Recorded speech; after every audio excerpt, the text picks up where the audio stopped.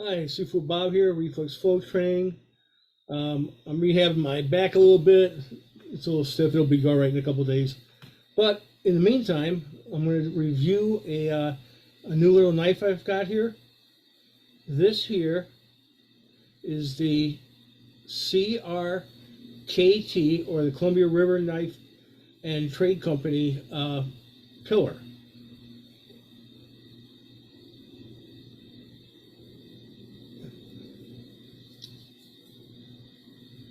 This little nut here is where there's a lanyard hole, and I've got to put a little nut in there because it just makes it easier for me to grab it out of my pocket rather than put a lanyard on it. That's just my preference.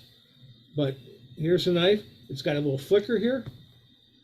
It doesn't flick easily without a flick if you're going up, but if you're pulling it from your pocket, you can put the clip up or down, down here, but if it's down slightly, it flicks right open. So if you're pulling it out of your pocket, you can flick it and it'll be open. So it's a nice little knife. It's about 2.4, something like that, inches long blade. So it's legal pretty much anywhere. It's a frame lock. You look at it closely. It's a frame lock. Nice solid lockup. G10 scales on one side. Nice little knife. Cuts really well.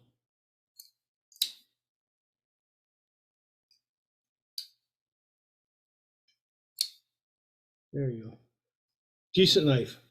Kind of a cleaver shape, but if you notice, it's not really. It's somewhat of a cleaver, but it does come enough to a point that if you were to use this for self-defense, you could stab with this pretty easily. I mean, if you can use a pen for self-defense, which pens work very well for self-defense, you could definitely use this as a stabbing tool.